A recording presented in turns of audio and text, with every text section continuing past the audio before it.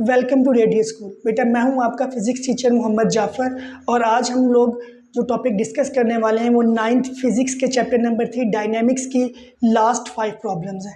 बेटा इसमें total 10 numericals हैं। 3.5 हम लोग लास्ट वीडियो में डिस्कस कर चुके हैं 3.5 तक, और अब मैं 3.6 से स्टार्ट ले रहा हूँ। बेटा 3.6 की स्टेटमेंट मैंने लिख दी है। There are 2 masses 52 kg and 48 kg and are attached to the ends of a string that passes over a frictionless pulley. Find हमें बेटा क्या करना है, एक तो हमें टेंशन फाइंड करनी है स्ट्रिंग के अंदर और एक एक्सेलेरेशन फाइंड करना है उन बॉडीज़ के अंदर।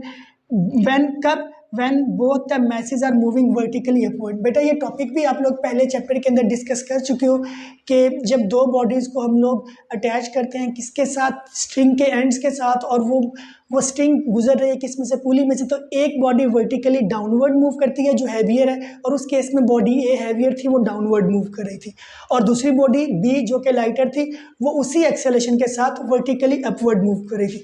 तो बेटा उसी टॉपिक की मदद से मैं इस न्यूमेरिकल को सॉल्व करने वाला हूँ। पहले मैं यहाँ पे गिवन डाटा रिक्वायरमेंट लिखूंगा और फिर इस जगह पे मैं इसको क्या कर दूंगा, सॉल्व कर दूंगा। बेटा मेरे पास जो गिवन डाटा है वो देखिए, दो मैसेज हैं। पहले वाले मैस को मैं M1 का नाम दे रहा हूँ और वो 52 kg है। दूसरे वाले मैस को मैं M2 का नाम दे रहा हूँ और वो 48 kg है। बेटा जो मेरी रिक्वायरमेंट है इस न्यूमेरिकल की वो है टेंशन बेटा फाइंड करनी है मैंने यहाँ पे, और एक्सेलेरेशन फाइंड करना है। तो बेटा देखिएगा टी लिखा मैंने और क्वेश्चन मार्क, और एक्सेलेरेशन लिखा और वो भी मैंने लिख दिया क्वेश्चन मार्क। बेटा इसी टॉपिक के अंदर जब हम लोग इसकी डेरिवेशन करते हैं तो वहाँ पे हम 3 फार्मूलाज ड्राइव करते हैं। टेंशन का फार्मूला ड्राइव करते हैं, एक्सेलेरेशन का और जी का, स्मॉल जी का। तो बेटा टेंशन का फार्मूला जो वहाँ पर था, जो हमने ड्राइव किया था, वो ये था T = 2m1 m2g divided by m1 + m2। बेटा इस फार्मूले में अब मैं वैल्यूज पुट करता हूँ।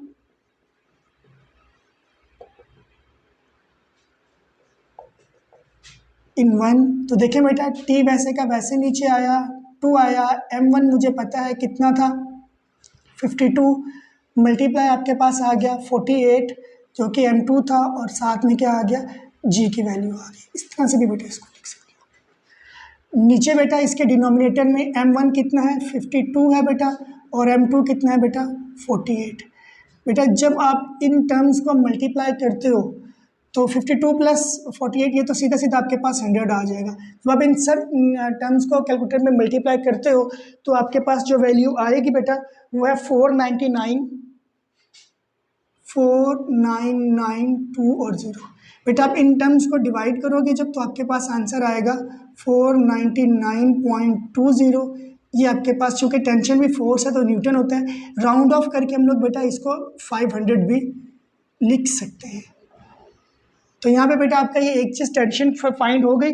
अब मैं एक्सेलरेशन जो है वो फाइंड करने वाला हूँ। बेटा एक्सेलरेशन का फार्मूला भी इसी टॉपिक में हमने ड्राइव किया था और वो था m1 - m2g bye m1 + m2।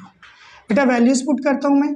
m1 की वैल्यू बेटा क्या थी, 52 - m2 क्या था, 48 मल्टीप्लाई बाय g की वैल्यू 10 हो गई।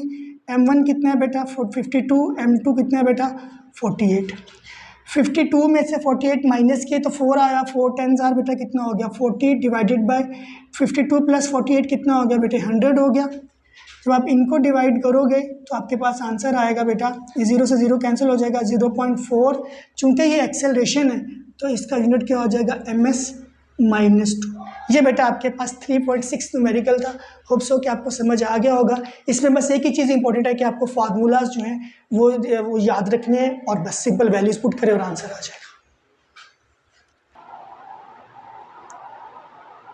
बेटा नेक्स्ट न्यूमेरिकल जो हमारे पास है वो 3.7 है। उसका डेटा बेटा स्टेटमेंट सारी मैंने लिख दी है। इसमें बस 1-2 ट्रिकी पॉइंट्स हैं, उनको जेन में रखिएगा। बाकी इसमें सिर्फ सिंपल फार्मूला के अंदर वैल्यूज ही पुट करनी पड़ेंगी। बेटा वो इसी तरह से जैसे लास्ट न्यूमेरिकल था, 2 मैसेज हैं 26 kg और 24 kg, उनको हमने एक स्ट्रिंग के साथ बांध दिया जो गुजर रही है किस में से, ओवर अ फ्रिक्शनलेस पुली। यहाँ से बेटा आगे देखिएगा, 26 kg is lying over a smooth horizontal table. अब बेटा ये जो 26 kg वाला मैस है ना, ये टेबल पे है और इसका जिक्र स्टेटमेंट में पहले किया हुआ है, ठीक है। और जो दूसरा यहाँ पे बेटा बुक वालों ने न्यूटन लिखा हुआ है, यहाँ पे केजी आना चाहिए था, इसको ठीक कर लीजिएगा। जबकि दूसरा मैथ्स जो है वो मूव कर रहा है वर्टिकली डाउनवर्ड।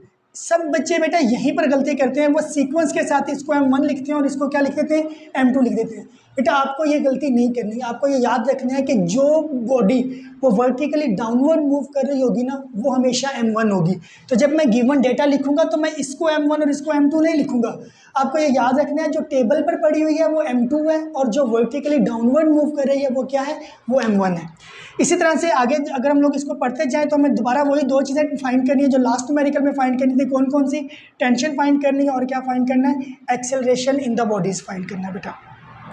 तो गिवन डाटा बेटा मैं लिखता हूँ।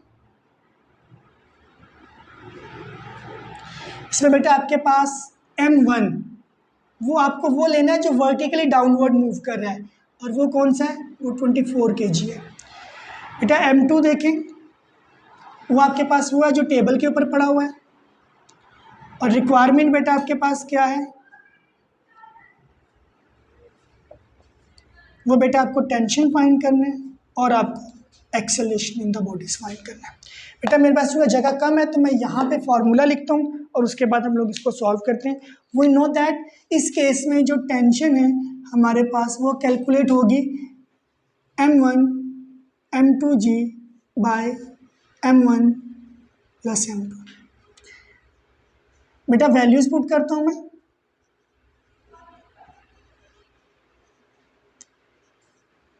बेटा M1 आपके पास क्या था, वो था 24 मल्टीप्लाई M2 क्या था बेटा 26। बेटा G की वैल्यू क्या थी, 10 थी। M1 आपके पास क्या आ गया बेटा 24 प्लस M2 क्या है बेटा 26। बेटा इनको अगर हम लोग मल्टीप्लाई करें, देखें 260 को मैं 24 से मल्टीप्लाई कर रहा हूँ, 4 0 ज़ार 0, 4 6 ज़ार 24, 2 कैरी हो गया, 4 2 ज़ार 8 और ये 10 हो गया। 2 0 ज़ार 0, 2 6 ज़ार 12, एक कैरी हो गया, 2 2 ज़ार 4 और एक कैरी किया तो कितना हो जाएगा 5। 0 आया, 4 आया, 2 आया और 6 आ गया। तो बेटा ये आपके पास आ रहा है 6240। और बेटा 26 प्लस 24 ये कितना हो जाएगा 50। ये 0 से आप 0 कैंसिल कर दोगे। जब आप 624 को 5 पे डिवाइड करते हो तो आपके पास जो आंसर है वो आंसर आएगा 125 न्यूटन अप्रॉक्सीमेटली। बेटा राउंड ऑफ करने के बाद मैंने ये लिख दिया। सेकंड जो बेटा इस चीज़ में आपने फाइंड करना था वो आपके पास एक्सेलरेशन था। बेटा एक्सेलरेशन का जो फॉर्मूला होता है वो आपके पास इस केस में वो होता है M1G bye M1 plus M2। बेटा वैल्यूज़ पुट करता हूँ उसके अंदर में। M1 देखें मेरे पास क्या था 24 मल्टीप्लाई G की वैल्यू आ गई 10। M1 आपके पास कितना है 24 और M2 कितना है बेटा 26। ए बेटा ये आपके पास 240 हो जाएगा और ये क्या आ जाएगा बेटा आपके पास 50। 0 से बेटा 0 कैंसिल कर दो तो ये आया 24/5। अगर मैं इसको कैलकुलेट करूं 5 4 ज़ार बेटा आपके पास आ गया 20, 4 बच गया, पॉइंट लगा 0 और 5 8 ज़ार बेटा क्या हो जाएगा 40। तो आपके पास जो एक्सेलरेशन की वैल्यू आएगी बेटा वो आएगी 4.8। चूँकि एक्सेलरेशन है तो इसका यूनिट क्या हो जाएगा ms-2। ये बेटा आपके पास दोनों चीज़ें हो जाएगी। जी बेटा अब हम लोग सॉल्व करने वाले हैं 3.8 और 3.9। स्टेटमेंट्स आपके सामने लिखी हुई हैं बेटा। पहला 3.8 न्यूमेरिकल है how much time is required. तो टाइम तो हमें फाइंड करना है कि कितना टाइम चाहिए है, किस लिए, चेंज करने के लिए, किसको 22 न्यूटन सेकेंड मोमेंटम को, और किससे, बाय फोर्स ऑफ 20 न्यूटन। यानी एक 20 न्यूटन की फोर्स है, उसने मोमेंटम को चेंज करना है और उस चेंज करने में उसको कितना टाइम लगेगा वो हमने क्या करना है कैलकुलेट करना है। बेटा गिवन डाटा अगर हम लोग देखें, गिवन डाटा तो बेटा उसमें चेंज इन मोमेंटम हमें दिया हुआ है डेल पी, और वो कितना दिया हुआ है 22 न्यूटन सेकेंड, और साथ में हमें क्या दिया हुआ है बेटा फोर्स, और वो दी हुई है 20 न्यूटन। बेटा ये एक्चुअल में डेल पी से मुराद ये है कि final momentum minus initial momentum, मैंने इसे क्लोज फॉर्म में लिखा है। और बेटा आपको आपकी रिक्वायरमेंट क्या है इस न्यूमेरिकल की, और वो आपको शुरू में ही बता दी गई है कि how much time is required. तो टी आपको क्या करना है बेटा, कैलकुलेट करना है। बेटा ये न्यूमेरिकल जो है ये हम सॉल्व करेंगे। आपकी बुक का टॉपिक जो टॉपिक है the relation between force and momentum, और उसका एंड रिजल्ट जो बेटा हमने निकाला था वो निकाला था, वी नो कि rate of change of momentum was equal to force. इस फार्मूले में बेटा अगर मैं टाइम को यहाँ पे ले आऊँ और फोर्स को यहाँ पे ले आऊँ तो हम लोग इस फार्मूले से क्या कर लेंगे, टाइम को कैलकुलेट कर लेंगे। तो बेटा मैं इनको रीअरेंज कर रहा हूँ, देखिए change of momentum by force is equal to क्या आया, टी। अब मैं इसमें सिंपल वैल्यूज पुट करता हूँ बेटा। चेंज इन मोमेंटम क्या है, 22 न्यूटन सेकेंड। फोर्स कितनी है बेटा आपके पास 20 न्यूटन। ये बेटा न्यूटन से क्या होगा, न्यूटन कैंसिल हो जाएगा, 22 को 20 पे डिवाइड करोगे आप तो आपके पास आंसर आ जाएगा 1.1। चूँकि टाइम है तो इसका यूनिट क्या हो जाएगा, सेकेंड। तो ये आपके पास बेटा न्यूमेरिकल सॉल्व हो जाएगा। ठीक है बेटा, ये न्यूमेरिकल पूरा हो गया। अब हम लोग मूव करने वाले बेटा 3.9 पे। इसमें भी उन्होंने आपसे शुरू में ही पूछ लिया है how much is the force of friction. Force of friction हमने फाइंड करनी है किसके दरमियान, एक वुडन ब्लॉक जिसका मैस 5 kg है और एक horizontal marble floor. Coefficient of friction हमें दे दिया गया है बेटा वुड और मार्बल के दरमियान में, और वो कितना है 0.6। चूँकि ये कोएफिशिएंट है तो इसका कोई यूनिट दिया हुआ नहीं है। गिवन डेटा बेटा यहाँ पे हमारे पास क्या है, मैस दिया हुआ है बेटा और वो दिया हुआ है कितना 5 kg, और कोएफिशिएंट ऑफ फ्रिक्शन हमें दिया हुआ है बेटा और वो कितने 0.6। रिक्वायरमेंट बेटा हमारी इस न्यूमेरिकल की क्या है, वो बेटा हम लोगों ने फोर्स ऑफ फ्रिक्शन जो है वो फाइंड करनी है।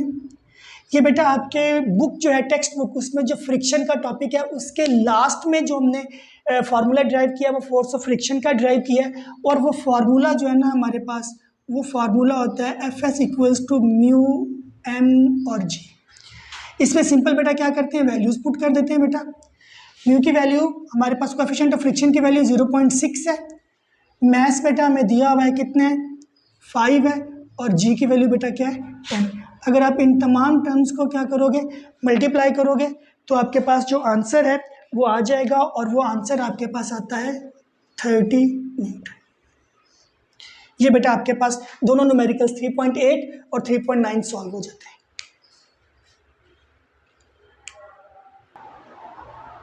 बेटा आज की वीडियो का हमारा लास्ट न्यूमेरिकल है 3.10। उसकी स्टेटमेंट मैंने आपके सामने लिख दी है, और ये इंपॉर्टेंट न्यूमेरिकल है। अक्सर पेपर में ये 3 या 4 मार्क्स का वो दे देते हैं, शॉर्ट में दें तो 3 मार्क्स का, और अगर लॉन्ग का पार्ट बना के दें तो फिर वो 4 मार्क्स का दे देते हैं।